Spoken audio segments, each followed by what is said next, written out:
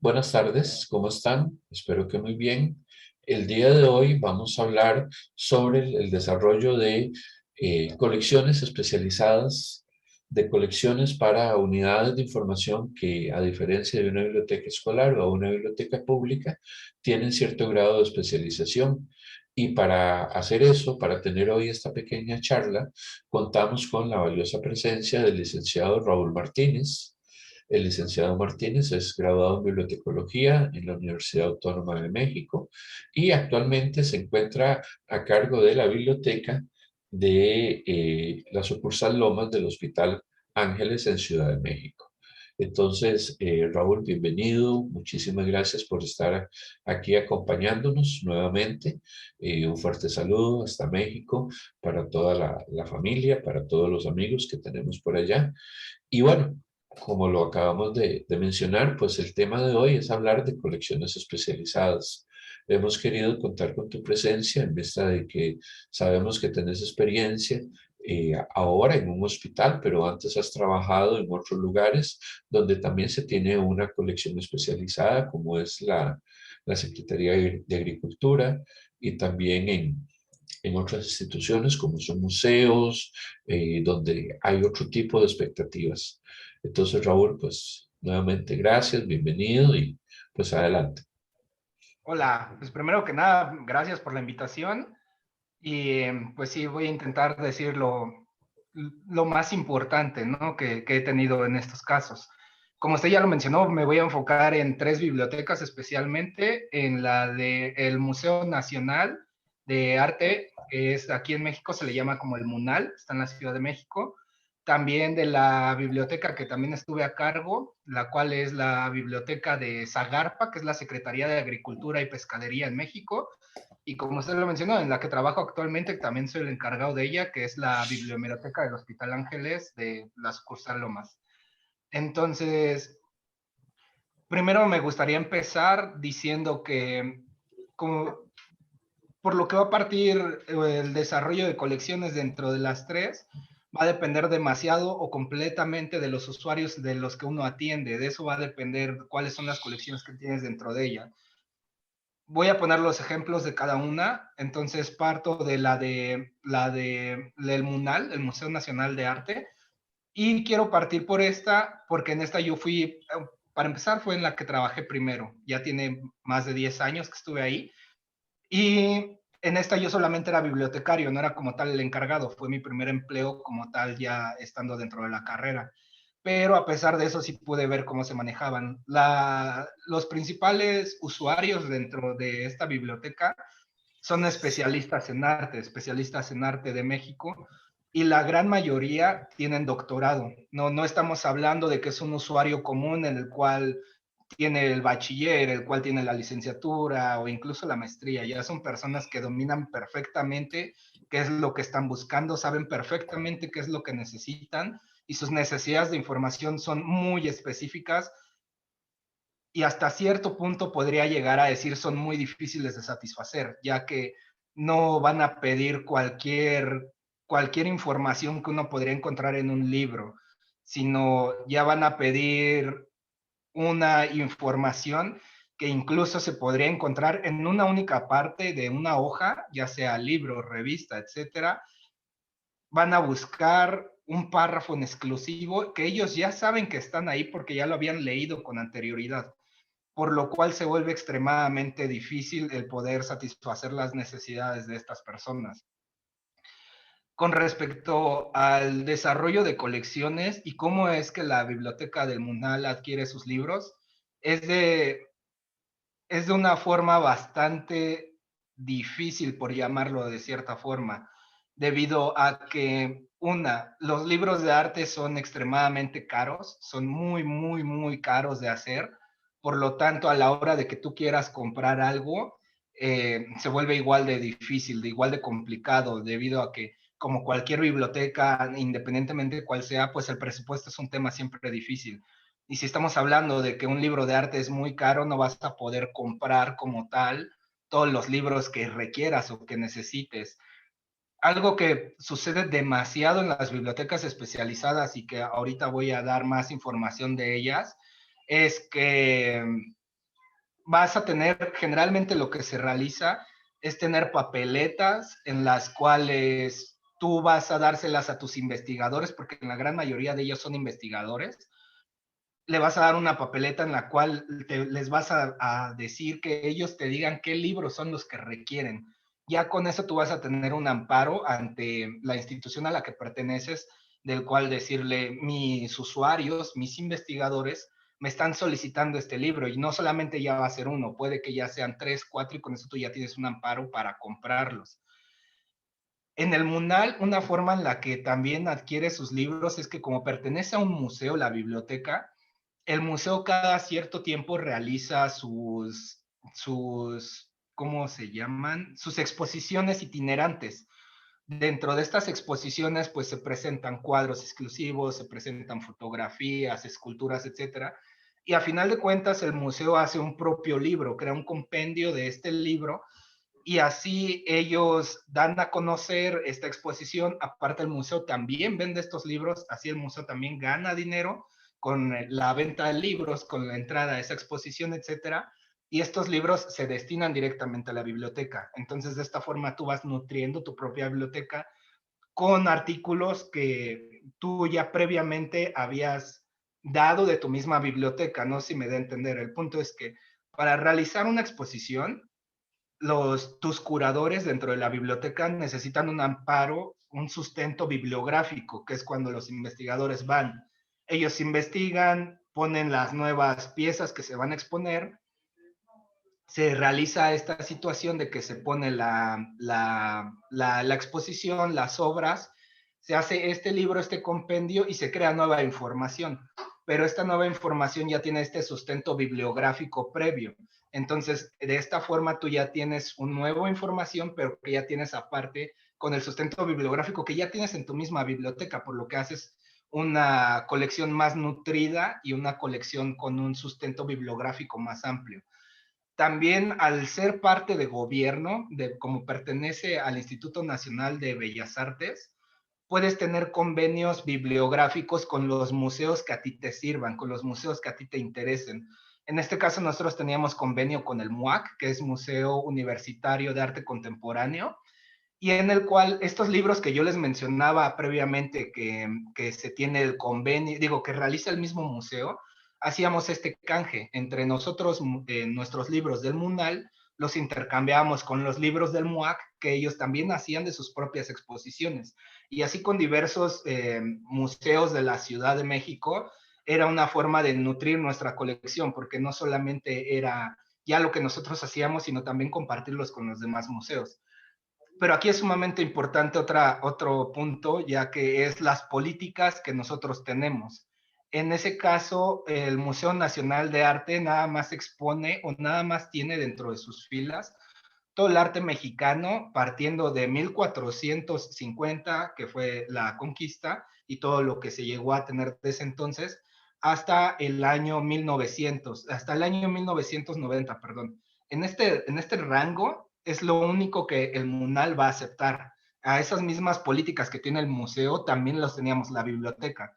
Por lo que nosotros, por decir algo, con el Museo de Arte Contemporáneo, pero los cuales ya manejan 2000 hacia el presente, nosotros no podíamos tener un convenio con ellos debido a que ya no entraba en las políticas ni del museo ni de la biblioteca para nosotros tener información de ello, que sí sigue siendo arte mexicano, lo sigue siendo, pero ya estaría rompiendo con lo que son nuestras políticas de adquisición. Por lo tanto, ahí sí tenemos como un sesgo.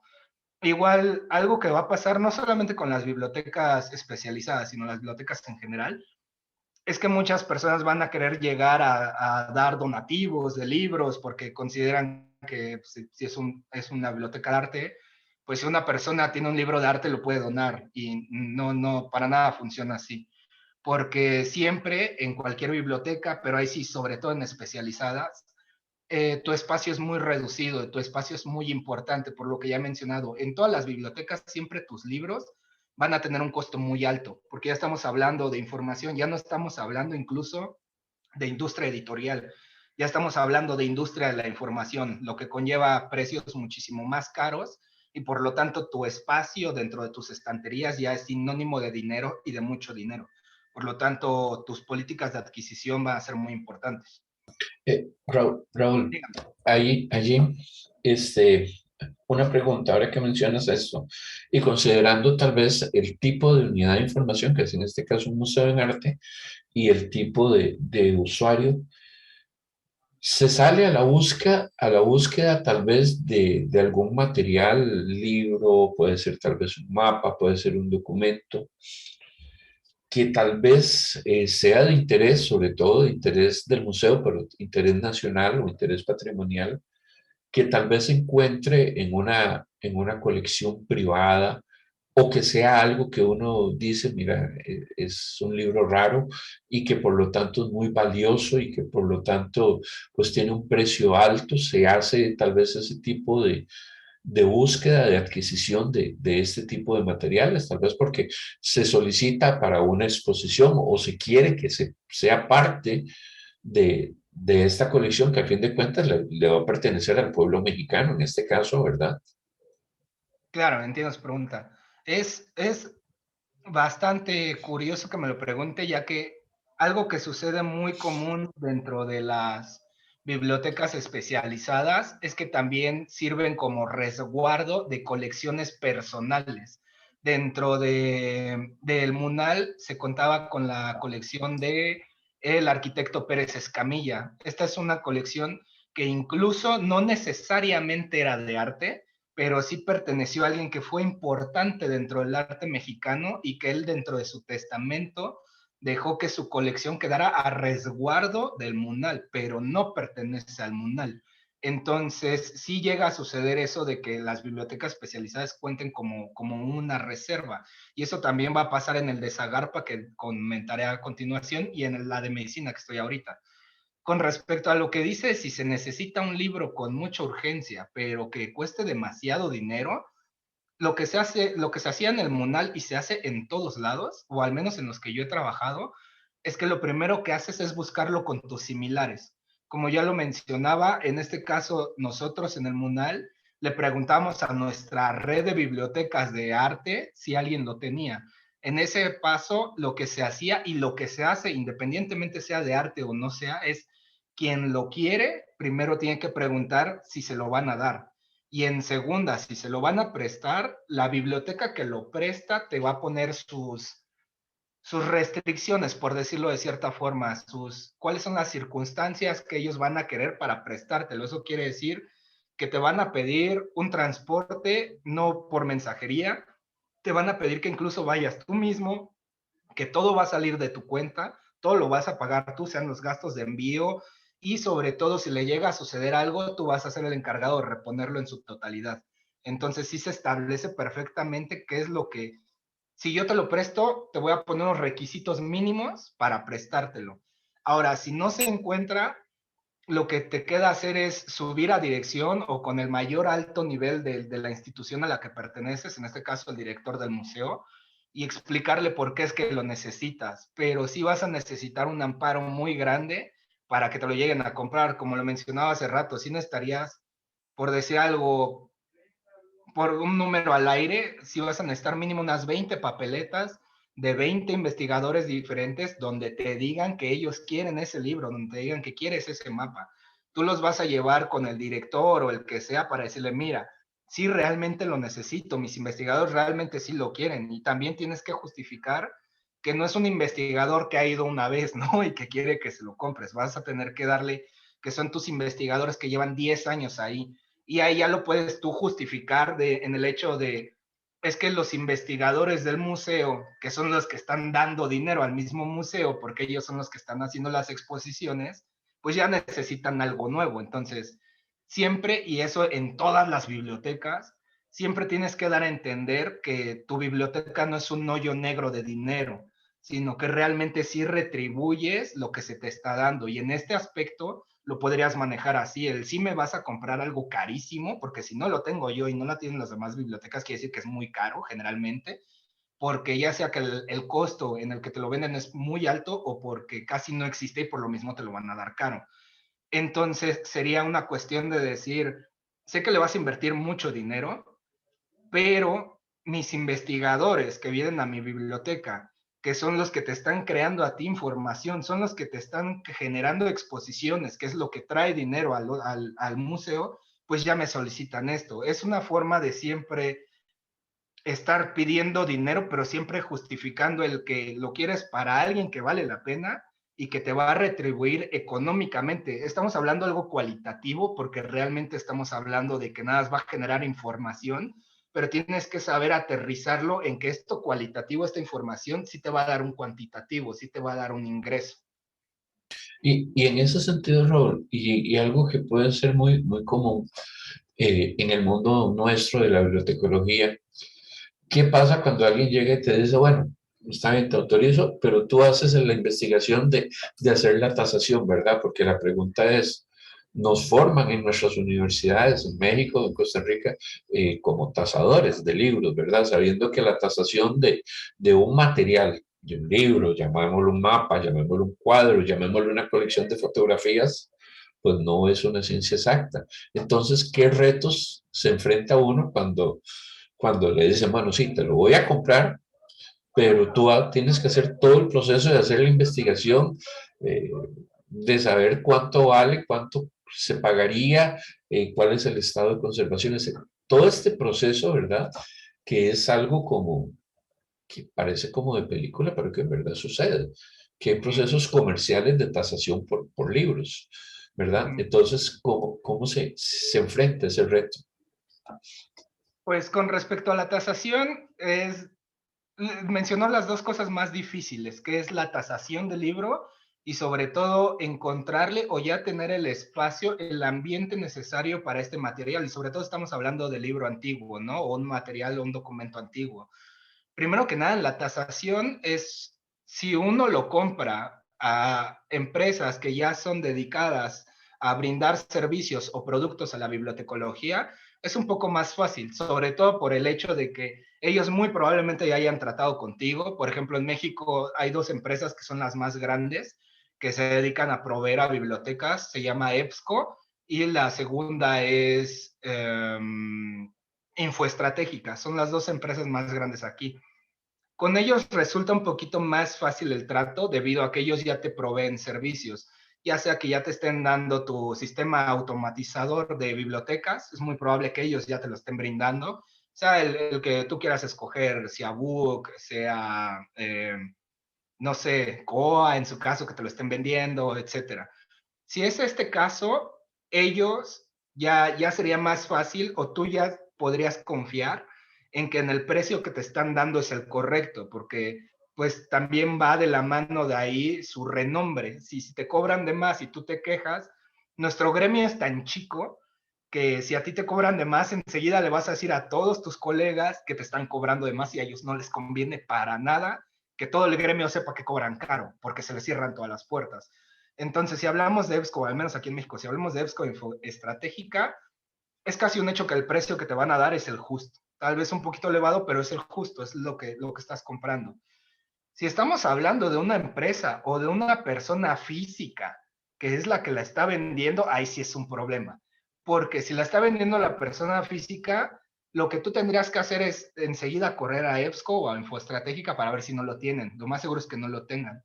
Si no lo tienen, lo que vas a hacer es buscar un símil en el mundo, porque también va a ser muy difícil que esté en México. Y cuando vayas al símil a nivel mundial, muy probablemente lo vas a tener que buscar primero en América Latina para irnos sobre todo por una equivalencia de nuestras economías de que están a la par. Por lo tanto, podríamos, digo, tal vez un ejemplo muy burdo, ¿no? Pero podríamos saber que lo que cuesta una Coca-Cola de 600 mililitros aquí valdría tal vez lo mismo en El Salvador o lo mismo en Costa Rica o lo mismo en Argentina, de lo que no valdría lo mismo ni en Estados Unidos ni en España, ¿no? Entonces siempre vas a buscar que alguien lo venda en Latinoamérica para más o menos darte una idea de cuánto es lo que debe de costar. Si ya te vas a Estados Unidos o te vas a Europa, es un hecho que tú ya tienes que pensar que ese libro nos va a costar mucho menos. Una, porque no lo vas a exportar desde allá. Y dos, por el que la economía es completamente diferente. Entonces, si no encuentras exactamente un ejemplar igual, sí vas a encontrar uno de las mismas condiciones, que sea al menos el mismo papel, que sea el mismo impresor, que sean las mismas tintas principalmente, el mismo año. Vas a intentar buscar algo que se asemeje demasiado a lo que tú estás buscando y ya a raíz de eso intentar darle un precio. Algo que también va a suceder es que te vas a pelear con el vendedor y vas a intentar llegar a una igualdad de precios. Pero eso, si te toca este proceso, mínimo es 3 meses, 4 meses para poder comprarlo, porque es extremadamente tardado desde el hecho de que tú le tienes que dar documentado a tu director por qué estás diciendo ese precio. No, no solamente puedes llegar a decir me costó 500,000 pesos o vale 500,000 pesos. Tienes que llegar con una carpeta de toda esta investigación que ya mencioné y diciendo por qué cuesta eso. Entonces ahí mínimo es un mes, mínimo. En lo que te peleas con el vendedor, pues sí pueden llegar a ser 2 meses. Y ya en lo que quedas con él, en cómo te lo va a enviar, lo tienes que revisar, en lo que tu empresa o en este caso tu museo baje el dinero para que tú lo tengas que pagar, es un trámite extremadamente complicado.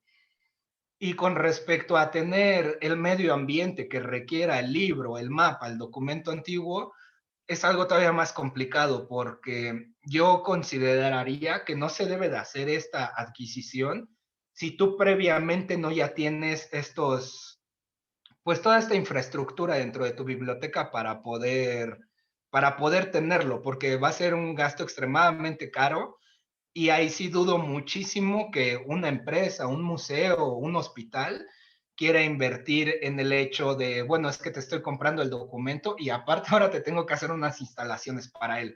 Entonces, no veo óptimo que alguien compre algo si es que no tiene previamente ya establecido pues la arquitectura de su biblioteca, las instalaciones básicas y necesarias.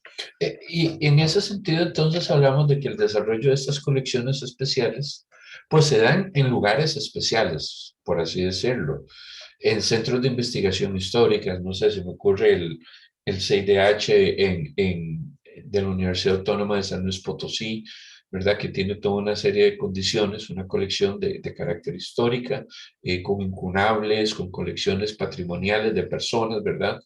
Pero que entonces el desarrollo de este tipo de colecciones, que sigue siendo desarrollo de colecciones, Ujú. no es, por ejemplo, para una biblioteca nacional, no es, por ejemplo, para una biblioteca pública. Sí, ¿Por no. qué? Porque son objetivos diferentes. Incluso a la hora de que alguien llegue y dice, te voy a donar. ¿Por qué? Porque cuando nos donan a las bibliotecas y aceptamos, bien que mal estamos transformando esa donación en un patrimonio que pertenece a la biblioteca. Y si la biblioteca es pública, es un patrimonio que ya pasa a pertenecerle pues al pueblo costarricense o al pueblo mexicano en este caso. Entonces, me parece que aquí la reflexión es, hay que hacer un análisis primero de lo que significa formar un desarrollo de una colección. En este caso, hablábamos del libro antiguo, ¿verdad? Aunque hay libros que no necesariamente son antiguos, pero que pueden tener un valor tal vez no de $1,000,000, pero sí de $5,000, que ya es bastante dinero para justificar, considerando algo que mencionabas y que es muy importante, que los presupuestos de las bibliotecas son reducidos. Sí, sí, y sobre todo considerando el hecho de que, como usted mencionaba, no necesariamente tienen que ser completamente antiguos para pertenecer a una biblioteca antigua, pero algo que se tiene en este caso en el libro en la biblioteca del Munal, perdón, es un libro que si no mal recuerdo era un libro de cuentos y era un libro, creo que de la Secretaría de Educación Pública. O sea, era un libro que no tenía ningún tipo de valor, porque ni era antiguo, ni la información que tenía dentro era valiosa, no, el papel no era importante, era un libro muy cualquiera, pero dentro de ellas tenía una dedicatoria de Diego Rivera Frida Kahlo.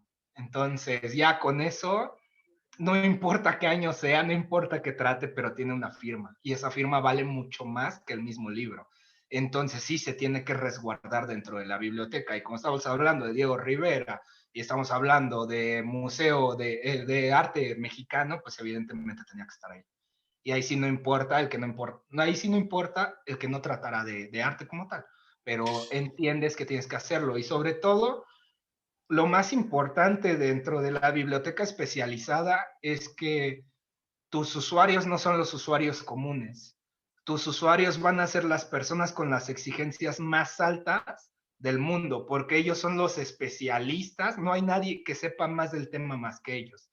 Entonces, sus necesidades de información van a ser las más difíciles de satisfacer y tu colección tiene que ser la más rica de cualquier otra biblioteca, sin importar la que sea, porque ellos son los que están generando información, ellos son los que están creando los nuevos libros, los nuevos conocimientos, revistas, etcétera.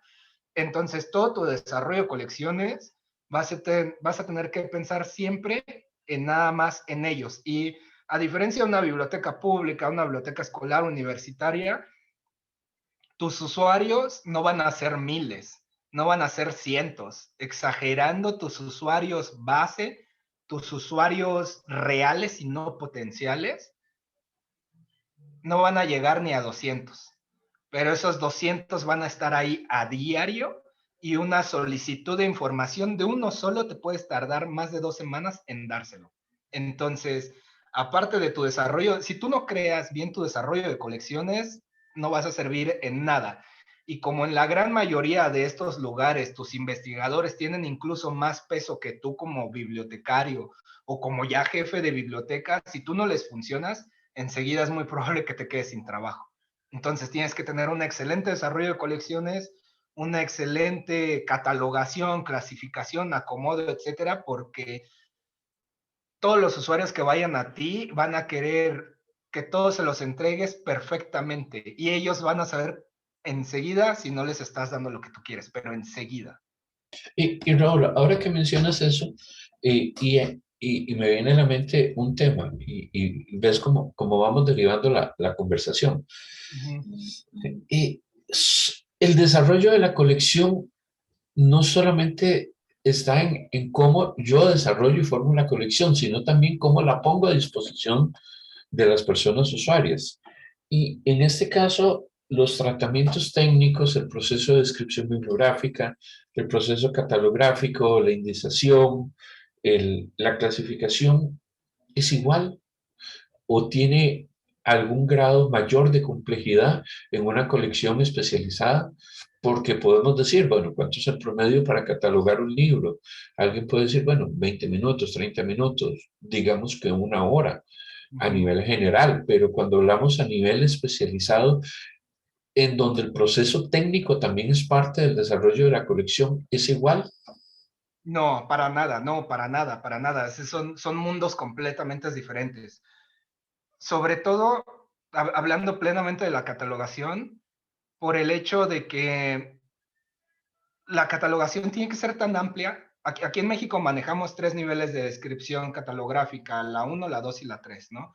La 1 es la más básica, donde vas a poner pues los datos más generales, ¿no? Título, autor, editorial, etcétera. El nivel 3 es el más amplio, es donde vas a meter absolutamente todo. Para algunas personas, e incluso algunos profesores, dicen que la catalogación más básica es la mejor debido a que puedes encontrar más fácil un libro y que tu catálogo no se hace tan inmenso innecesariamente. Si hablamos de una biblioteca pública, puede que sí, puede que nada más necesites encontrar el recurso y entregarlo, ¿no?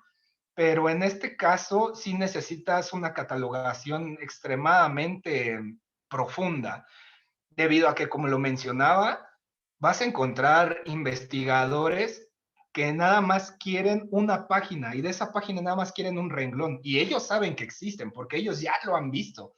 Pero si tu catálogo no está bien hecho, nunca lo vas a encontrar. Ahora, dentro del libro antiguo existen los testigos. Los testigos son evidencia histórica que no pertenece como tal a la creación del libro, pero que una persona introdujo o plasmó dentro de ella. Dígase el que mencionaba hace un rato de la dedicatoria de Diego Rivera a Frida Kahlo, es un testigo, está fuera de la creación del libro, pero está dentro de ella. En libro antiguo es muy importante hacer incluso un propio catálogo de los testigos, porque van a haber investigadores que no les interesa el libro, sino lo que les interesa es ese testigo que está ahí adentro, porque ellos están haciendo una investigación de, por decir algo, en una biblioteca que yo también trabajé, histórica de medicina, una persona estaba haciendo una investigación de correos o de telégrafos que se mandaban entre los médicos de la Ciudad de México pues con San Luis Potosí, de hecho. Y dentro de los libros de medicina hay un montón de testigos y están todos los telegramas que se escribían entre uno y otro. Si uno no hace su catálogo exactamente qué decían estos telegramas, perdón, pues ahí se perdería y ya no le daría la atención que requiere este usuario. También regresando al Museo Nacional a la Biblioteca del Museo Nacional de Arte, uno tiene que tener dentro de su catalogación todos los cuadros que vienen dentro de un libro. Entonces tienen que venir el nombre de las pinturas, quiénes fueron los autores, también quiénes fueron los prologuistas, porque algo que se da mucho en arte es que si estamos hablando de un artista, de que es un compendio de un artista, de sus pinturas, el prólogo probablemente también lo haya hecho otro artista. Entonces ya también tus 700, tus autores secundarios, también se van a hacer muy amplios, pero son muy importantes en este caso. Hablando del libro antiguo, para mí es la catalogación más grande que se puede hacer, porque ahí ya metemos el tipo de papel, el tipo de encuadernación, cuántas páginas son, si está numerado, qué idiomas son, el material de la tinta, y aparte de eso, la catalogación normal, los temas, la clasificación, etcétera. Usted lo mencionaba, una catalogación promedio, te tardas exagerando 20 minutos. Si es un libro muy difícil, pues sí, te puedes llegar a tardar una hora, pero muy, muy difícil. Un libro antiguo te tardas una semana en catalogarlo. O sea, sí, sí hay una diferencia abismal. Y también, pues los costos si tú nada más estás trabajando como catalogador y no perteneces ahí como bibliotecólogo, sino estás cobrando por catalogar, es muy diferente el costo que vas a cobrar. Por decir algo, un libro normal lo cobras en 20 pesos, $1. Un libro antiguo si lo vienes cobrando en unos 350, 400 pesos, unos $20. O sea, también va a radicar mucho en cuánto cobres entre uno y otro, por lo mismo del tiempo, por lo mismo de que la gran mayoría van a venir en latín, etcétera, etcétera. Pero sí, sí es muy diferente. Ya para cerrar con el Museo Nacional de Arte, dentro del desarrollo de colecciones, pues tenemos que ver el descarte. El Museo Nacional de Arte, como pertenece a gobierno, todos los libros que están dentro de la biblioteca son un patrimonio de la nación, como usted lo decía, pertenece al pueblo mexicano, al pueblo costarricense.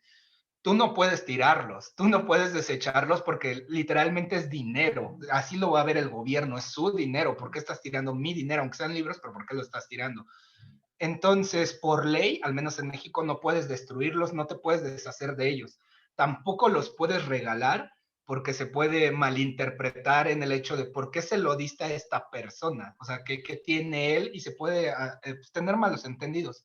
Entonces, lo que realizamos en el Mundial era hacer donativos, pero a empresas que también son del gobierno, instituciones de gobierno, porque así bien que mal, el patrimonio sigue perteneciendo al gobierno, sigue perteneciendo al pueblo. Nada más lo pasé del lugar A, que es la biblioteca del museo, al lugar C, al lugar B, perdón, que sigue siendo el gobierno.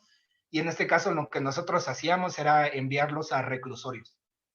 Todos los libros de arte se iban a reclusorios, ya sean masculinos o femeninos, y lo que hacían, lo que les mencionaba hace un rato, de yo te los voy a donar, pero de ti va a salir el coste de venir por ellos, porque yo ya te los estoy donando, mínimo gástale en venir por ellos y una vez al año aproximadamente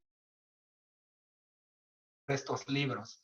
Y se los llevaban al reclusor, bueno, a la penitenciaría y ahí los reclusos pues veían este tipo de... Ahora, en las bibliotecas especializadas, el descarte no se hace porque el libro sea más viejo o más antiguo, porque para nada, eso no es una medida en una biblioteca especializada, porque a ti te puede servir incluso tu libro más viejo. Aquí lo que se hace en la gran mayoría de bibliotecas especializadas es que tú tienes tu colección base, tu colección neutra, que es la que todo el tiempo está en movimiento, que todo el tiempo se están usando, la que tú ya conoces que siempre te van a pedir. Sin embargo, también vas a tener libros que a lo mejor prestas una vez al año, pero sabes que se llegan a prestar. pero también tienes libros que en 10 años no se ha prestado ni una sola vez. Y esos libros tú ya sabes que nadie te los va a pedir y en su defecto sabes que tienes uno similar o con el mismo conocimiento e incluso más amplio, que sabes que el editor no es importante, que el papel no es importante, y con todo esto tú ya generas un documento que vas a entregar a tus directores y que a la vez si alguien llega de gobierno a decir por qué es que diste pues te amparas, te justificas diciendo porque nadie me lo pidió en 10 años, porque tengo uno que habla de lo mismo, porque su papel no es especial, porque el editor no es especial, y de todas formas, si tu gobierno te interesa tenerlo, pues está en el reclusorio y nada más pídeselo, porque sigue perteneciendo al gobierno. Entonces ahí terminaría con lo que es el MUNAL, el Museo Nacional de Arte. Perfecto. Sí, es muy interesante. Y ahora que mencionabas esto de, digamos, el catálogo de testigos, me vino a la mente, por ejemplo, el catálogo de marcas de fuego en México, ¿verdad? De todos estos elementos, que lo que importa no es el libro como tal, sino las marcas de fuego en estos materiales que permiten conocer dónde estuvo ese libro, con quién estuvo ese libro, digamos las marcas de fuego, sobre todo antecesores a los ex libris, son más que nada de origen conventual, religioso, pero que entonces a partir de eso se puede estudiar todo otro montón de elementos de la sociedad en particular, en un lugar específico, en un momento específico. Y bueno, veamos desde el punto de vista que hemos estado hablando de este punto histórico, artístico, patrimonial, ¿verdad? Que es algo muy, muy interesante y que entonces nos damos cuenta que el desarrollo de colecciones no es solamente juntar una serie de materiales en un estante o en una gaveta y decir, ya los tengo y ya están en el catálogo, sino que las colecciones en cierta forma son dinámicas, que Sí, las colecciones se mueven, que la colección podríamos decir que está viva, guardando las relaciones con el término, ¿verdad? Es decir, que la colección no va a estar siempre estática, sino que va a estar en un cambio y en un crecimiento, en un desarrollo constante. Y bueno, pasando ahora con el tema de la Secretaría de Agricultura, hablamos ahora de algo completamente diferente, ¿verdad? sí, sí, sí. Nada más, ahorita que mencionó lo de las marcas de fuego, de hecho, yo hice el catálogo de las marcas de fuego del Museo Nacional de Arte, del MUNAL, porque muchos libros contaban con marcas de fuego y es súper interesante. Y también dentro de sus, pues a esta parte no le podemos llamar testigos, porque como tal no es algo físico que está dentro del libro, pero también se cuenta con vestigios de la historia que se tienen porque son libros de 1500. Estamos hablando de que estaba la mera conquista aquí en México y se cuenta con diversos libros traídos de Europa, donde si se mencionaba la palabra pene o la palabra vagina, a la persona que le encontraran con este libro le cortaban la yema, le sacaban sangre y con su propia sangre y su dedo hacían que borraran esas palabras. Y todas las palabras prohibidas les cortaban las yemas para que con su propia sangre pues, fueran tachando estas palabras. Y hay varios en el mundo ahí. Algún día, si en algún momento es que alguien de usted o su clase llega a venir a México, pues si gustan un día los puedo llevar. Y sí, ya pasando como tal a la de Zagarpa, a la de Secretaría de Agricultura y Pescadería, pues vamos a partir de que los usuarios son completamente diferentes. Ya no hablamos de personas con doctorado, ya no hablamos de personas que llevan toda su vida estudiando, ya no son personas que toda su vida han estado completamente metidos en libros, ya hablamos de personas que toda su vida ha sido el campo, que toda su vida ha sido la agricultura, pero no por eso quiero decir que son menos inteligentes, para nada, sino más bien ellos son súper especializados en el campo, porque tampoco estamos hablando de que mis usuarios en ese entonces eran una persona que tenía su parcela en la entrada de su casa. Estamos hablando de que eran terratenientes de 20 hectáreas, de 40 hectáreas, que tenían, no sé, de ganado unas 5,000 cabezas. Eran personas con demasiado poder económico, demasiado poder a nivel de territorio, y ellos lo que más les interesaba, a diferencia de los anteriores, de los investigadores, que sí para ellos era muy importante el quién lo escribió, el en qué año lo escribió, en qué momento lo escribió, aquí ya los usuarios es el, no me importa, tú nada más dime por qué hubo sequía hace 10 años exactamente en este lugar. Lo que yo quiero ahorita es que mis peces se me están muriendo. Quiero que me des un libro de alrededor de donde yo estoy, de situaciones similares de por qué se hayan muerto los peces, pero exactamente en el mismo mes que a mí me sucedió. A ellos ya no les importa quién se los da. Ahora, en Zagarpa, quien a mí me daba mis libros, porque hay mi desarrollo de colecciones, no es que yo no la hiciera, porque aquí no es que se compre, sino más bien yo iba a diferentes institutos nacionales que son los que se dedican a hacer las estadísticas de la misma nación. Entonces, a diferencia del MUNAL de yo, pues va, digamos, ir a comprar los libros a editoriales de arte, aquí lo que yo hacía era tener que ir con el INEGI, que es Instituto Nacional de Estadística, Geografía y de la Información de México. Ellos son los que se dedican a llevar las cuentas de todo, cuántas personas somos, hasta incluso cuántos perros callejeros hay en México, cuántos temblores hay, cuántas hectáreas son, cuántos carros hay, o sea, ellos son los que llevan la estadística de todo. Ahora, mi forma de yo tener conocimiento era a raíz de ellos. Yo ya no pedía libros, yo ya pedía mapas, yo ya pedía estadísticas, yo ya pedía incluso en muchas ocasiones, se le siguen llamando mapas, pero de la cantidad térmica que hubo en cierta región en cierto mes, que sí lo tienen ya todo. Afortunadamente ya todo es computarizado, pero, por ejemplo, había ocasiones en que esa es otra diferencia muy importante entre los usuarios. La gran mayoría, si no es que el 99% de mis usuarios en el Museo Nacional de Arte, todos eran de la Ciudad de México. Todos eran personas que vivían aquí porque trabajaban en el museo o trabajaban en museos aquí. De trabajando ya en Zagarpa, yo creo que jamás atendí una persona de la Ciudad de México. Todos venían de Chiapas, de Zacatecas, de Guerrero, de Oaxaca, de Veracruz, sobre todo del norte. Los del norte, todo lo que tenía que ver con ganadería venían del norte, porque son personas que es donde se da más. Pues aquí en la ciudad no puedes tener una cosecha, no puedes tener vacas, entonces mis usuarios ya eran foráneos.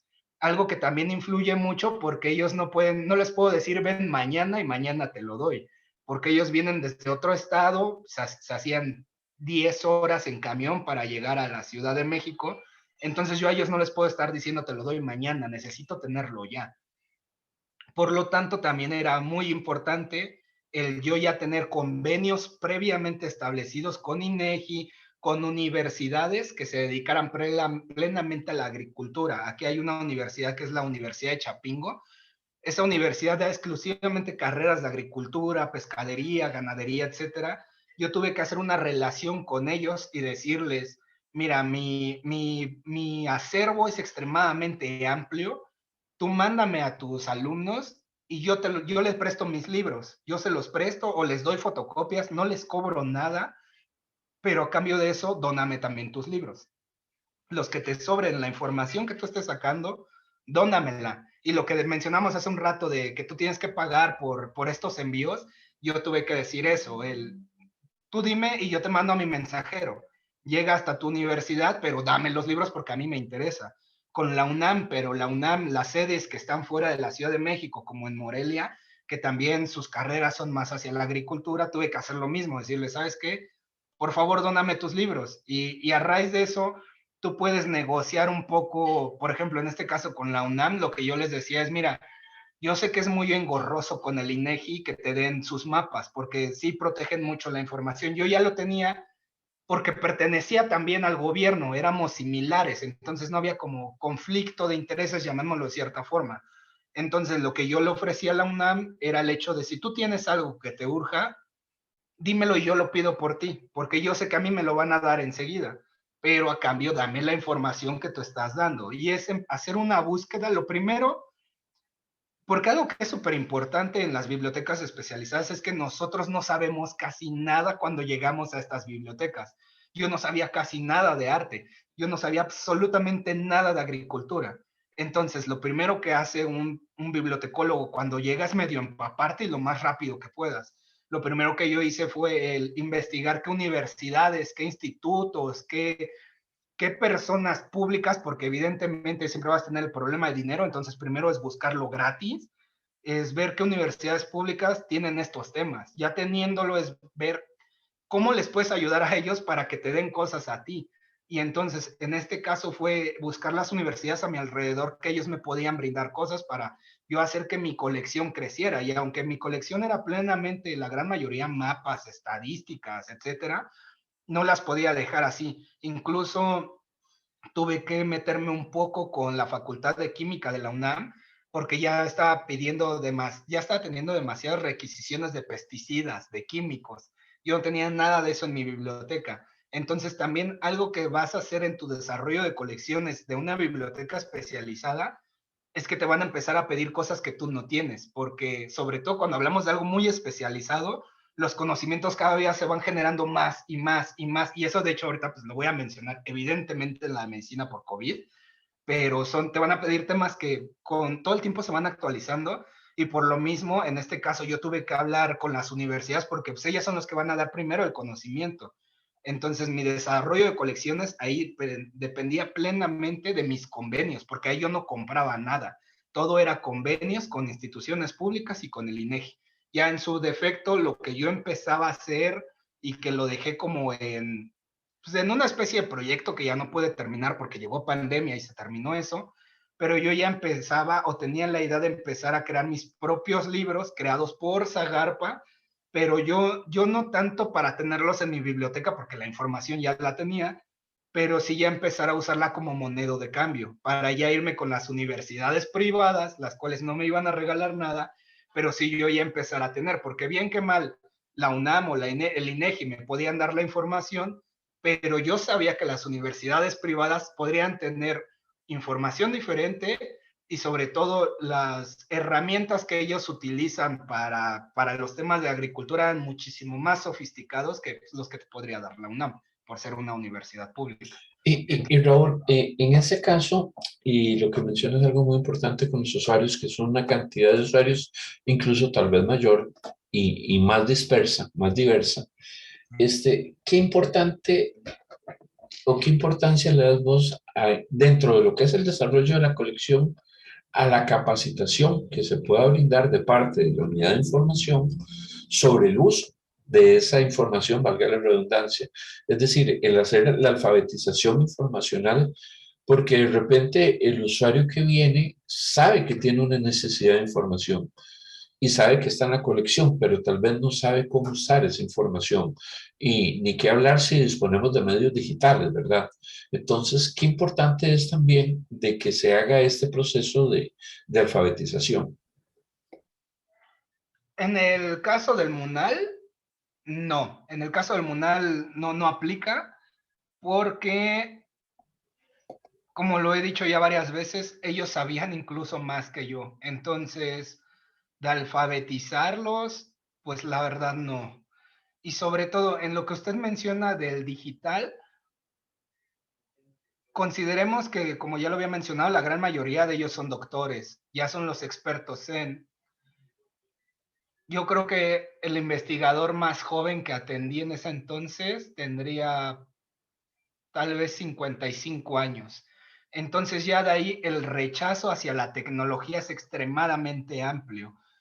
Y también hay que considerar que estábamos hablando del libro antiguo y si no era libro antiguo, era libro de arte, un libro diseñado plenamente para el arte, lo cual quiere decir que el papel es muy diferente, que está diseñado para que las hojas sean del tamaño correcto para que se aprecie bien la imagen. Si a mis usuarios, que sí en muchas ocasiones se les ofreció el hecho de, pues si quieres yo te lo puedo digitalizar o ya está digitalizado, o velo en internet, no te cuesta nada, ni siquiera es necesario que vengas, no, es un rotundo no. No lo quieren en digital, lo quieren ver en vivo, lo quieren ver en físico. Y como estamos hablando de que son investigadores y que la biblioteca en gran parte depende de ellos, pues no es como que le puedas llegar a decir que no. Además, algo que es una constante, al menos en lo que a mí me ha tocado trabajar, y no estoy diciendo que sean todos, pero no sé, 9 de 10 es un hecho, la gran mayoría son muy groseros. Los investigadores son muy groseros, porque ellos saben, ya lo he dicho mucho, ellos saben perfectamente qué quieren, y si tú en un mínimo les dices que no, luego se molestan, y sobre todo no es muy sencillo atender a un usuario especializado. Para mí es lo más difícil, atender a un usuario especializado. Son muy especiales. Entonces, en el tema del Munal, no. En el tema de Zagarpa, no solamente tenía los mapas yo del INEGI. INEGI en ese entonces estaba trabajando en digitalizarlos.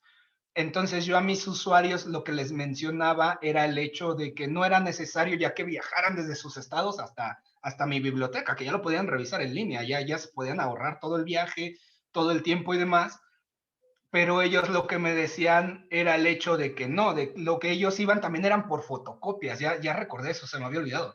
Ellos no lo querían ver en internet, me decían que porque no lo entendían, ellos lo que querían era un libro, una página con estadísticas súper llena de números, pero es algo que ellos están acostumbrados a leer, es algo que ellos ya tenían identificado, mientras que en INEGI era, a mi forma de ver, era más amigable, porque era más interactivo. A mi forma de verlo, era incluso más dinámico, podías entenderlo más, podías jugar como de, bueno, estoy viendo cómo fue la onda de calor en enero, febrero, marzo, nada más con un clic ibas pasando sobre meses, ¿no?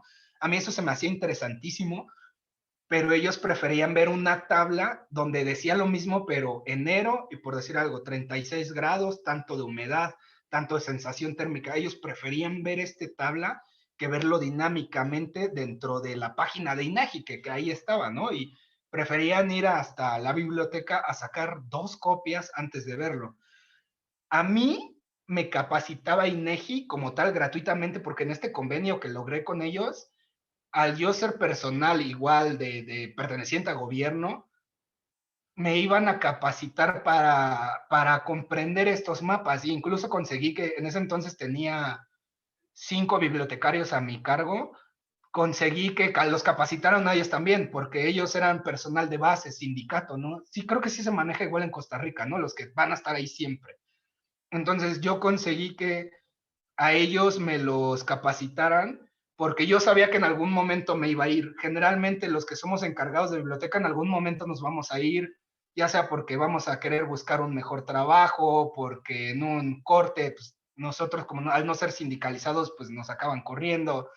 Y ellos nunca se van a ir porque son de sindicato, o sea, ellos y incluso van a heredar su plaza a sus hijos, ¿no?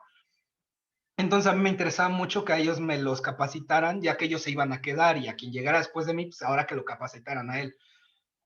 Mientras yo también tenía planeado el hecho de mientras yo sigo trabajando en mi ser de ir haciendo convenios, ustedes vayan meta ahora capacitando a mis usuarios, vayanles enseñando en la computadora, mira, puedes moverla aquí, puedes moverla acá, pero sinceramente nunca quisieron mis usuarios y a pesar de que yo lo intentaba, no se podía. Y además algo muy especial en los usuarios de una biblioteca especializada es el tiempo de atención. La gran mayoría de ellos, si los atiendes en 5 minutos es mucho. La gran mayoría de ellos llegan porque ya te dicen exactamente qué quieren, le das el libro, ya sea que le tomen una fotografía, le saquen una impresión y se van. Y no los vuelves a ver en un mes. Entonces, el hecho de decirle, oye, mira, regálame media hora de tu tiempo en lo que te enseño, luego te van a decir que no.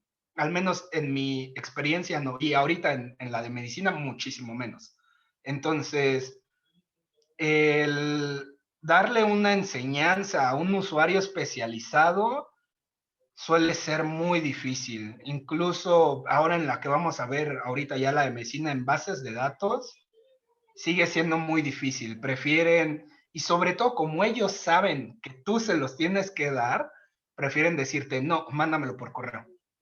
Entonces, es muy complejo la enseñanza a usuario especializado y nunca me lo había puesto a pensar hasta que ahorita usted me lo preguntó. Creo que yo jamás he capacitado a un usuario especializado, ¿eh? En bibliotecas universitarias sí, y hasta incluso me regalaban ya una clase para enseñarles y demás, pero hasta ahí. Ahora, bueno, ahorita ya voy a entrar en la nueva, ¿no? En la de medicina, pero como tal, capacitar a un usuario, no. No, no, no, o al menos nunca lo he hecho. Ok, perfecto. Y bueno, entonces pasemos ahora precisamente a este tema de medicina. Y bueno, no es lo mismo decir medicina en una facultad de medicina o en una escuela de medicina que decir en un hospital. Y no hay dos hospitales iguales, no hay dos clínicas iguales, hay eh, diferentes tipos de estas instituciones, así como hay diferentes tipos de unidades de información. Entonces, ¿cómo es la colección hospitalaria?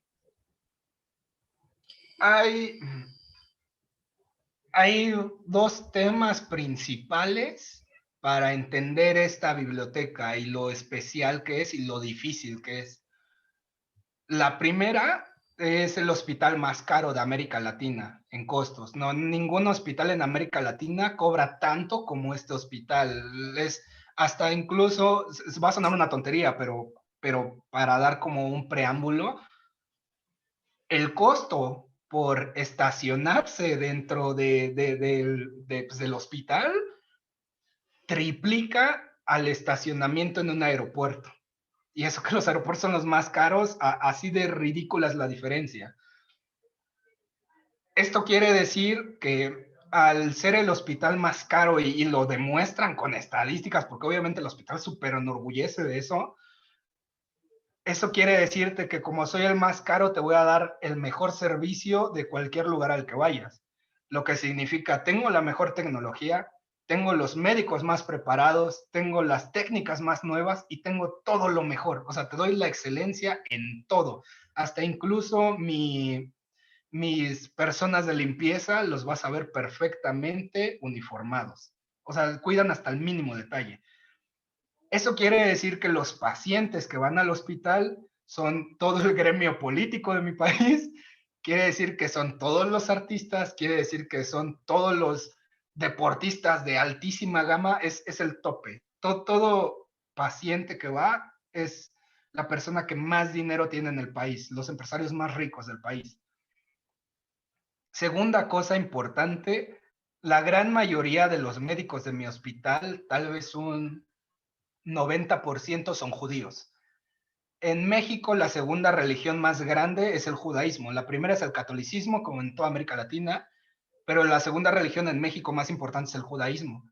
Y en mi hospital, el 90% de mis médicos son judíos.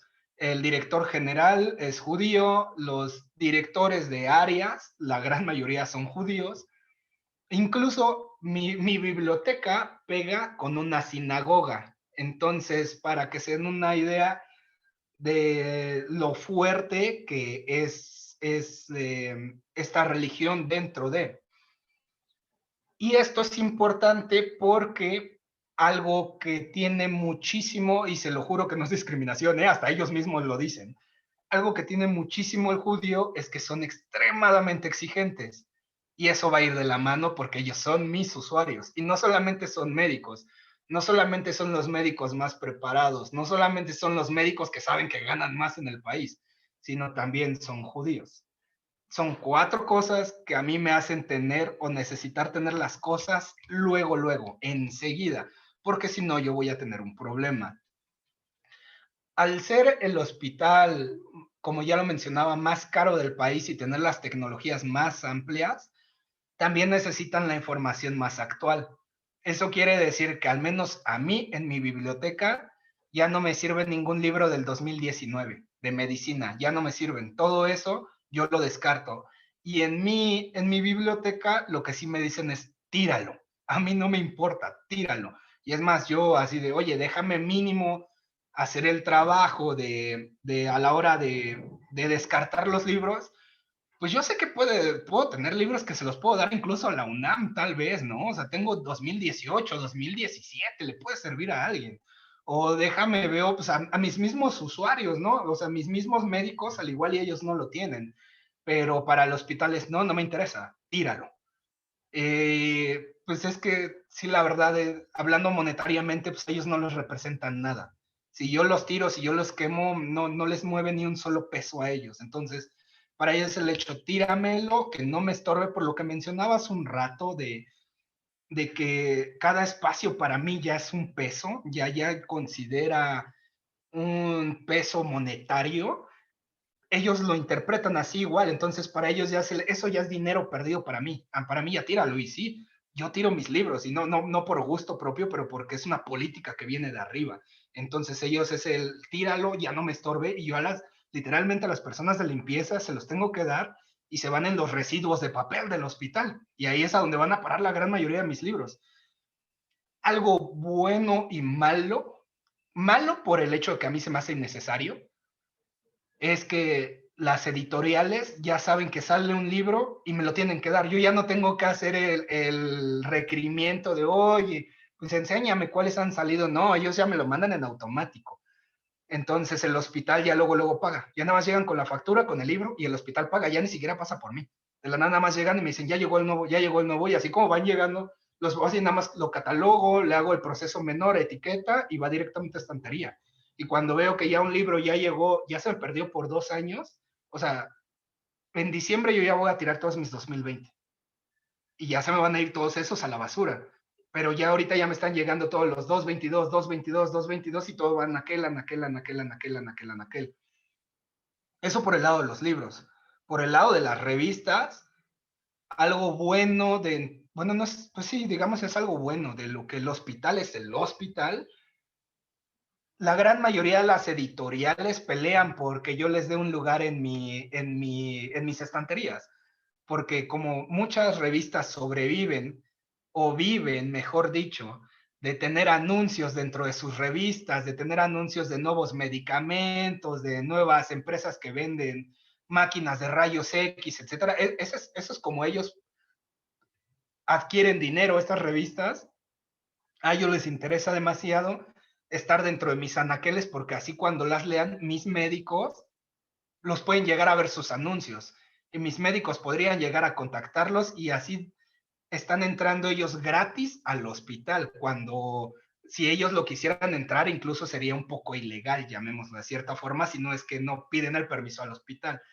Entonces, en el lado de revistas, lo que yo hago es, para esto, mi biblioteca pertenece a educación médica, porque dentro del hospital también se acepta estudiantes de los que apenas se van a licenciar como médicos, como los que ya están haciendo su especialidad, ya están haciendo una maestría, están enfocando en algo. Tengo de los dos. Por lo tanto, la biblioteca pertenece a educación médica. Cuando a mí me llegan todas estas revistas, ni siquiera yo las evalúo, no pasan por mí, porque como estamos hablando de temas de medicina muy especializados ya, yo se los entrego al que es mi jefe, y este médico evalúa de qué temas hablan las revistas, y si de plano no sirven, se van, y yo doy un no rotundo. Y cuando se deja entrar una revista, es porque sí es sobre todo una especialidad que tiene demasiado el hospital. Cuando el médico me dice, revísame esta, ahí yo ya analizo como tal bibliográficamente la revista, veo si está bien indexada, si la puedo encontrar en internet, cada cuánto es su periodicidad, ahí yo ya entro, pero antes de eso yo no me meto para nada. Igual en el aspecto de libros, regresando un poco, a mí me van a ofrecer las editoriales sus libros, y me ofrecen, no sé, 1000 libros, o incluso ya entran en este lado oscuro que va a pasar en todos lados, a intentar llegar a decirte así como, mira, me caíste muy bien, te traje una botella de tequila, porque pues cómprame libros, ¿no? Y eso sí sucede muchísimo, pero evidentemente una por ética profesional, dos pues porque la situación mundial es muy difícil, pues no vas a perder tu trabajo por una botella de alcohol, ¿no? Entonces, pero sucede muchísimo. Eso es en libros y en revistas. Así es como mi colección va creciendo. Como ya lo dije, ni siquiera yo la estoy viendo, simplemente se me van actualizando todo lo que ya está. Al primero que me saque el primer libro de COVID, yo ya tengo indicación de comprarlo de las principales editoriales de medicina. No importa cuál, el primero que me llegue, yo nada más doy la indicación de que se compre. Así va a ser, y sí va a ser siempre, tener lo más nuevo y lo más reciente. Con respecto a bases de datos, porque aquí sí ya utilizo bases de datos, aquí sí ya compro artículos de revista, porque son lo... Para hacer una comparación, en una semana yo prestaré una revista y he de prestar 3 libros aproximadamente en una semana. Pero yo brindo el servicio de diseminación selectiva de la información y lo que hacen los médicos es nada más me mandan un correo y me dicen, por ejemplo, los que hice la semana pasada, me pidieron vértigo y COVID, o sea, que tuviera vértigo y aparte COVID. Me pidieron, ay, ¿cómo se llama? Es que como la gran mayoría, como estamos hablando de medicina, la gran mayoría es en inglés. Entonces, eso también afecta muchísimo. La gran mayoría de mi lenguaje primordial dentro de mi colección es inglés. Yo creo que un 90-95% es inglés, mientras que en las dos anteriores todo era español, en esta la gran mayoría es inglés, y sobre todo porque el conocimiento, a pesar de que sea principalmente ahorita en Francia, en Inglaterra, en Italia, en Estados Unidos, en Brasil, todos hacen hacerlo igualitario y todos lo escriben en inglés. Entonces, como mencionaba, estoy en vértigo y COVID, estoy en mareo y COVID y pérdida de oído y COVID. Esos son los 3 que hice el viernes, por eso me acordé ahorita. Pero como mencionaba, es un servicio que yo doy. La semana pasada entregué cerca de 750, 780 artículos en una semana, de que son correos de necesito esto y mándamelo. Por lo tanto, yo necesito una base de datos de artículos muy amplia, muy robusta, y ahí es donde, ahí sí, de verdad, el hospital es donde invierte su dinero. Ahí sí es donde se va todo el recurso, porque los libros de verdad no cuestan casi nada. A pesar de que los libros de medicina son muy caros, no son nada en comparación con una base de datos que es especializada en medicina. Yo tengo una que se llama UpToDate, que es la que utilizan más mis médicos, los cuales, a grosso modo, la base de datos es, por decir algo, ellos tienen un paciente enfrente, por decir algo, no sé, tuvo una quemadura de 3er grado en la frente, por decir algo, ¿no? Y de la nada esta persona entró en paro cardiopulmonar. Uno va aprendiendo cosas conforme está en cada biblioteca, uno tiene que aprender cosas, ¿no? Y esta persona con la quemadura tuvo un fallo cardiopulmonar. Esta base de datos lo que hace es que ellos escriben literal en su base, porque también la tienen para app, la tienen en el celular, súper, súper buena. Y ellos en ese momento escriben quemadura, paro cardiopulmonar, y enseguida les van a salir artículos, bueno, pero no son artículos, son casos médicos que no tienen ni una semana de antigüedad, donde sucedió exactamente lo mismo y les van a decir qué medicamentos utilizaron, cómo los pusieron, qué le pasó al paciente. Es una base de datos para hacerlo en ese mismo momento, y el más viejo tiene 2 semanas. O sea, así de buena es esa base de datos, la cual administro yo, que no necesariamente yo utilizo porque es ahí en el momento, pero yo sí llevo la gestión de a quién le doy permiso y a quién no.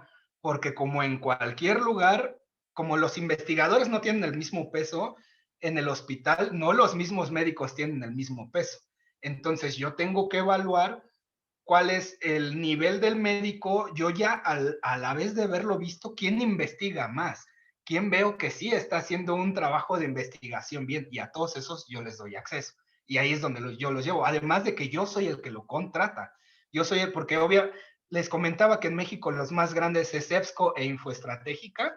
Yo a Infoestratégica es a quien le compro UpToDate, y yo soy el que tiene el enlace con ellos, y yo soy el que me peleo con ellos de los precios, de los pagos, de cuándo hacer esto, pero es algo que sí entra en tu trabajo, porque tú, al ser bibliotecólogo y el encargado de la biblioteca, todo recurso digital va a ir sobre mí. Digo, los de sistemas se van a encargar de seguridad y todo lo demás, pero yo soy el que ve el proceso de la compra, soy el que ve los permisos y soy el que va gestionando todo esto.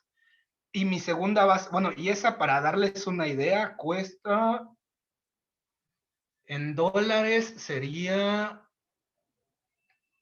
como $300,000 la anualidad, porque son anuales. Y la otra que tengo se llama Primal K. Es que no me acuerdo si se llama Primal K o Randy Clay, no me acuerdo, creo que es Primal K. Esa no me acuerdo porque apenas la voy a meter, pero esta pertenece a Elsevier. Y esta sí es lo que nosotros conocemos al 100% como una base de datos. Tengo mi base de datos de libros, mi base de datos de revistas, mi base de datos de videos, porque los médicos utilizan muchísimos videos de cirugías, etcétera, etcétera. Tengo mi base de datos muy parecida a la de UpToDate de casos en el momento, pero es más pobre, por eso no me importa. Y tengo una base de datos de imagen, la cual a esa yo la voy a dejar libre para todos los médicos, porque esa sí es más para ellos, para hacer sus tesis, sus investigaciones, artículos de revistas, etcétera. Pero al ser una base de datos mucho más amplia, cuesta todavía más. Esa me cuesta, pues casi tirándole al $1,000,000, casi, más o menos. Por eso les menciono que ahí es donde la biblioteca sí deja el recurso en serio. Entonces, esta yo la tengo para complacer las dos necesidades de información de mis médicos, la cual es quiero saber qué hacer en ese mismo momento frente a mi paciente, pero también cuando quiero estudiar, cuando quiero ver revistas, cuando quiero ver artículos, cuando tengo dudas de cómo hacer una operación, ver los videos y demás. Entonces, en este caso, mi desarrollo de colecciones es plenamente en tener lo más nuevo, lo más actual y exclusivamente las especialidades que tiene mi hospital, bueno, que tienen mis médicos. Así es como es el desarrollo y aquí sí entra todo el dinero del mundo y a diferencia de las pasadas, yo sí puedo pedir todo lo que quiera. Digo, evidentemente si lleva una justificación de por qué compro a Elsevier y por qué no me voy con EBSCO, por decir algo, pues mira, por esto, por esto y por esto, y porque me brindan esto.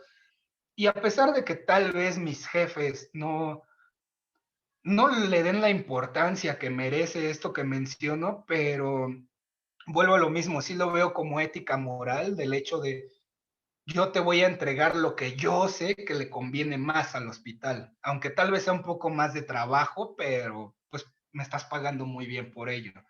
Entonces esa sería la diferencia entre estas tres bibliotecas especializadas, pero como vemos, sus usuarios son completamente diferentes, la forma de adquirir son muy diferentes entre todas ellas y sobre todo los servicios que incluso levemente por encimita mencioné también son completamente diferentes entre uno y otro. Sí, muy, muy interesante esto que mencionas. Y bueno, y es claro que este tipo de colección y este tipo de gestión, que no es solo el desarrollo, sino la gestión, corresponde al tipo de hospital. Porque uno pensaría también que de repente en otro hospital la biblioteca cumple las mismas funciones de apoyo a la función médica, pero también puede tener una parte de su colección, digamos, dedicada a los pacientes, ¿verdad?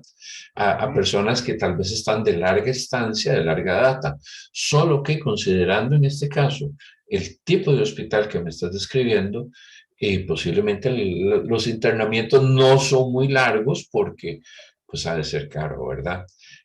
Sí, O sea, muy muy caro. caro, o sea, decir me quedo una semana o me quedo un mes, hay un mundo de diferencia, hay muchos ceros de diferencia.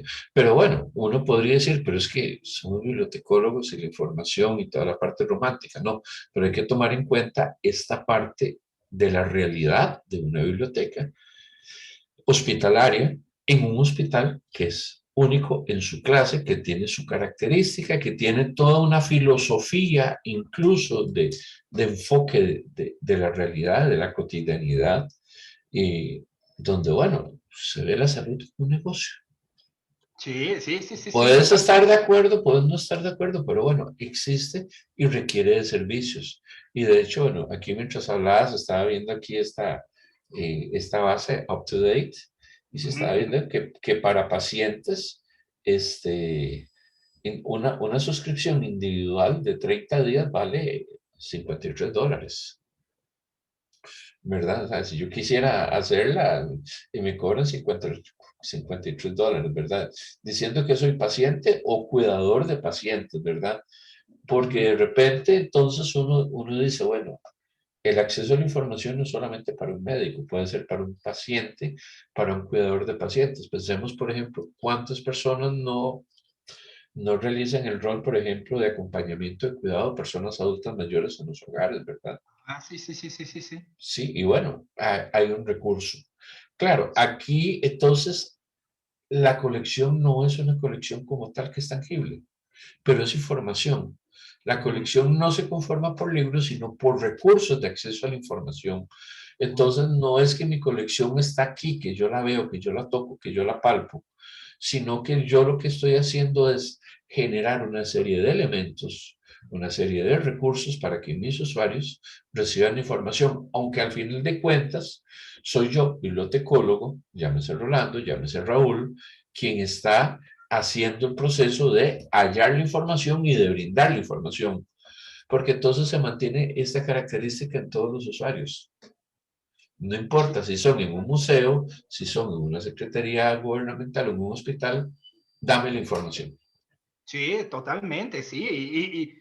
Y como lo mencionaba, o sea, si por sí le decía que los investigadores eran medio groseros, créame que acá los médicos son 20 veces más groseros. O sea, no es que a uno lo ofendan, pero sí llegan con un tono demandativo. No te lo estoy pidiendo, casi, casi te estoy ordenando que me lo des.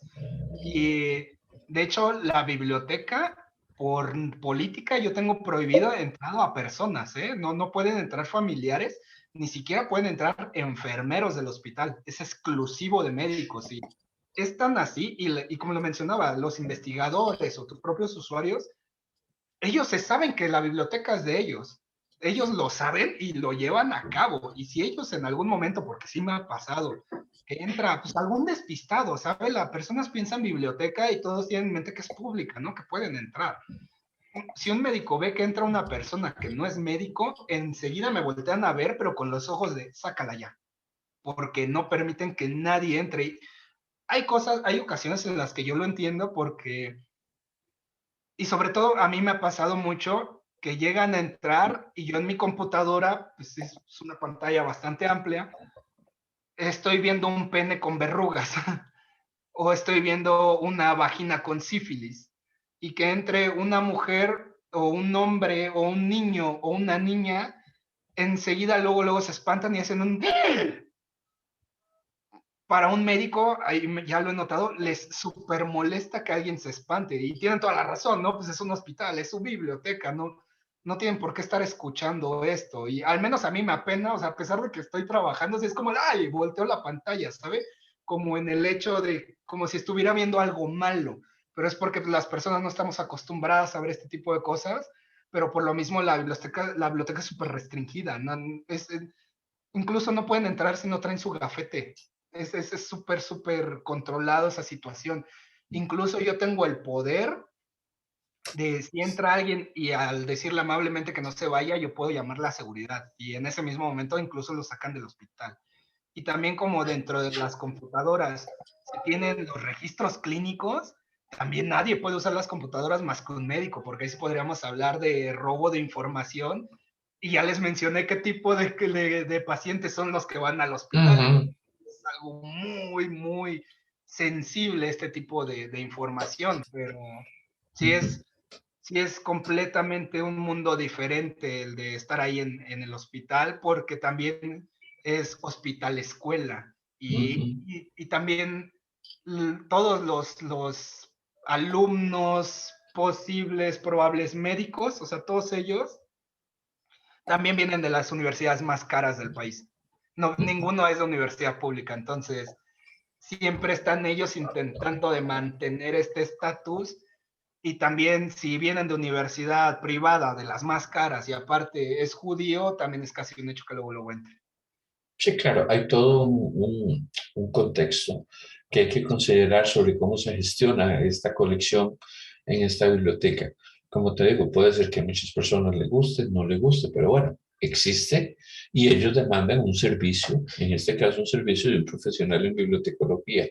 Entonces, Raúl, ya para ir finalizando, para no aprovecharnos más de tu tiempo hoy, este, ¿qué habilidades debe desarrollar un profesional, una profesional en bibliotecología cuando hablamos de desarrollar una colección? Y digo qué habilidades debe desarrollar porque es claro que las universidades no podemos ver toda la formación, ¿verdad? O que todo lo que se nos da sigue siendo esta base, este empujón, pero de aquí en adelante ya estás afuera, ya estás con tus dos pies en el mundo real, fuera de la universidad, que a veces es un poco maternal las Sí, universidades, sí. ¿verdad? ¿A qué se enfrenta un bibliotecólogo cuando tiene que desarrollar una colección especializada o general y qué es importante que desarrolle por su propia cuenta? Yo creo que lo básico, bueno, me voy por partes. Lo primero es perder el miedo, ¿sabe? Porque cuando uno por primera vez ve, y supongamos que va a comprar, que no sea donación, intercambio, que va a comprar, cuando uno ve que su firma en este caso va a valer tantos ceros, porque estamos hablando de libros, puede que sean caros, cuando se hace la suma de todos ellos y ve que son tantos ceros, uno se espanta al inicio, ¿sabe? Porque probablemente, o al menos yo la primera vez que fue en una universidad privada de medicina, de hecho, la primera vez que yo compré libros vi demasiados ceros y eso espanta, porque uno dice, es que en el momento en el que yo firme esto, o sea, yo ya lo estoy comprando y ya, si algo sale mal, es mi culpa, porque uno va a pensar eso, si algo sale mal, todo ese dinero va a ser mi culpa, pero yo creo que lo primero que tiene que hacer uno es quitarse ese miedo, el pensar en el yo soy lo suficientemente capaz y por eso tengo este trabajo, por eso me contrataron, porque absolutamente nadie contrata al más menso que encontró, todo lo contrario, siempre contratan al más capacitado. Ahí está mal. Entonces yo creo que lo primero es eso. Lo segundo, siempre, o al menos a mí me ha sucedido, siempre tener el carácter muy fuerte porque siempre vas a estar negociando. Así sea donativo, así sea intercambio, así sea compra, así sea una persona personal, una persona física, perdón.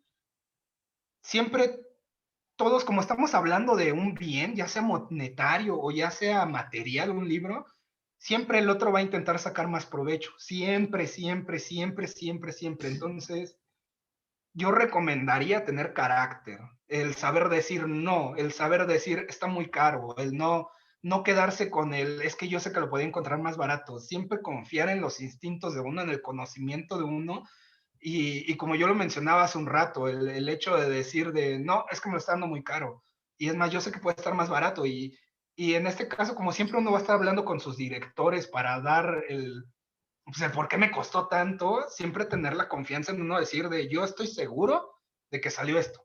Y puede que haya encontrado un más barato, pero si yo compré este, fue por el hecho de que yo sé que era la mejor. Entonces siempre estar bien seguro de sus conocimientos. Eso yo creo que es lo más básico, el siempre estar seguro de uno, porque también siempre le van a cuestionar el hecho de, ya sean compañeros del mismo trabajo, si trabaja con otros bibliotecarios o las mismas personas de la misma institución, siempre, siempre va a estar la duda de ¿y por qué le compraste a él? ¿Y por qué exclusivamente a él? Siempre va a estar la espinita y siempre van a creer que uno hace algo malo, pero ahí entraría la segunda. Algo que yo les voy a recomendar es siempre justificar todo en papel. Desde el más caro, cuánto costaba, qué me daba, el más barato, qué es lo que me daba y yo por qué escogí esto. Y siempre tenerlo impreso, tenerlo en correo electrónico, mandárselo a su jefe, mandárselo a las personas que les concierne, porque para ante cualquier cosa vas a tener tu justificación en papel, yo hago eso, capturas de pantalla a lo que en las páginas oficiales y tener ese respaldo ahí para ante cualquier cosa y lo tengo ahí y tengo la fecha exacta porque si hablamos de dinero siempre se va a poder malinterpretar. Entonces, ante todo, tenerlo ahí. Otra cosa que yo te recomiendo es buscar de todo. O sea, buscar desde la editorial más grande hasta como la editorial más chiquita, la que sea. Pero siempre ir buscando los mejores precios. algo que tal vez es un poquito con más jerga, que ya hablando lo más profesional, pero yo lo vería como, pues, te vas a ir a comprar unos tenis, ¿no? No te vas a comprar los más baratos y que te rompan al día siguiente, pero pues sí, si es algo para ti, pues vas a intentar que sea como, no importa que sea lo más caro ni lo más barato, sino lo que a ti te guste, lo que sepas que te va a funcionar. O sea, enfócate en eso, en algo que no te va a dar lata mañana, en algo que sepas que te va a durar. Yo lo veo así. Siempre que compro algo para mis bibliotecas o que intercambio o que hago un enlace, yo siempre lo veo como algo que yo haría para mí mismo. Y porque si no lo haces así, tú solito te vas a meter el pie, porque en algún momento va a fallar tu biblioteca si no lo haces así y ya te va a generar problemas a ti.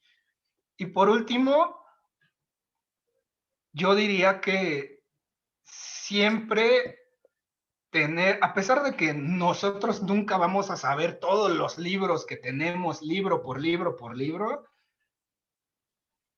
sí tener un buen catálogo, porque el catálogo te va a decir el estado de vida de tu biblioteca y el mismo catálogo te va a ir diciendo cuándo hacer una actualización. Con un buen sistema gestor de bibliotecas como COA, te va a decir qué libros nunca has prestado. Y ya el mismo sistema gestor te va a decir, ya échalos, ¿no? Bueno, nada más interpreta tus gráficas que te dé y te va a decir, ya échalo. Si tienes un buen sistema gestor, si tienes un buen catálogo, con eso vas a poder tener un buen desarrollo de colecciones. Y si ya hablamos de biblioteca especializada, lo que te va a indicar al 100% el estado de vida de tu biblioteca son tus mismos usuarios, porque ahí ya no va a importar la antigüedad, ni el material, ni nada así, ahí lo que te lo va a decir directamente son tus usuarios. Por ejemplo, en el mío, sí, lo que ahorita actualmente en el hospital, a mí sí me importa, bueno, a ellos sí les importan 2 años, para mí no, pero para ellos sí. Entonces, para mí, mi biblioteca depende de que mis usuarios me dicen que 2 años ya es viejo. Yo me voy a basar en eso y esto es lo que le voy a dar a mis usuarios. Y porque, como lo mencionaba, los usuarios saben qué tienen, saben que tú te les debes a ellos, no es un usuario cualquiera.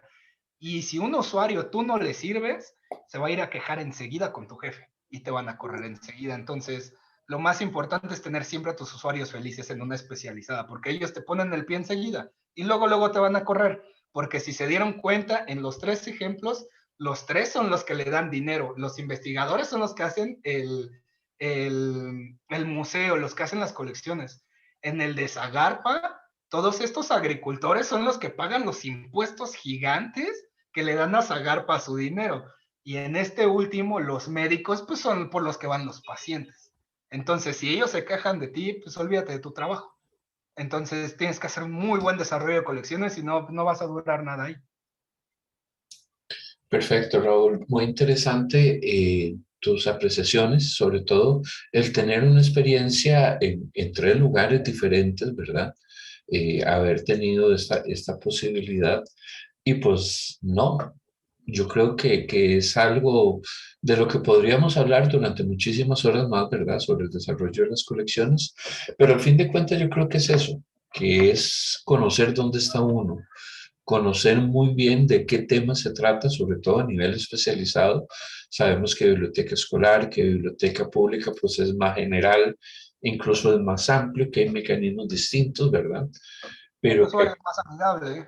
sí, sí, y que tienen más paciencia, tienen necesidades de información, pero tienen diferentes urgencias, porque una cosa es la necesidad de la información y otra cosa es la urgencia de esa información. Hablamos de que en un hospital el saber de un caso puede significar la diferencia entre la vida y la muerte. Sí, sí. Puede significar para un productor la diferencia entre perder su cosecha o salvarla o planificar muy bien qué va a hacer con su tierra el próximo año. Sí. Y a nivel del arte, pues todo lo que significa, ¿verdad? Desde saber la significancia de tener un, un libro dedicado a Diego Rivera Frida Kahlo. Pero quien Sí, no conoce a Diego, no conoce a Frida, definitivamente va a decir, a mí que lo mismo podría tener un libro con la firma de Picasso o con la firma de Hemingway o tener el número 1 de Cien años de soledad y autografiado por Gabriel García Márquez, que si no sí. lo sé, igual podría deshacerme de ese libro. Entonces yo creo que estos son elementos muy, muy importantes. Raúl, muchísimas gracias por el tiempo, muchísimas gracias por la participación. Sé que mis estudiantes van a apreciar mucho esta intervención. Esto lo estamos grabando, nos está transmitiendo en vivo para que ellos después lo puedan ver. Y pues nada, un fuerte abrazo desde Costa Rica. Sí, incluso si quiere, pues si le quieren hacer unas preguntas, luego me las hace y las contestamos en otro video igual. Ah, bueno, perfecto. Voy a decirles a ellos que tengan preguntas y entonces te las mandamos y luego las podemos grabar. Perfecto, profe. Muchísimas gracias, Raúl. No, nos vemos.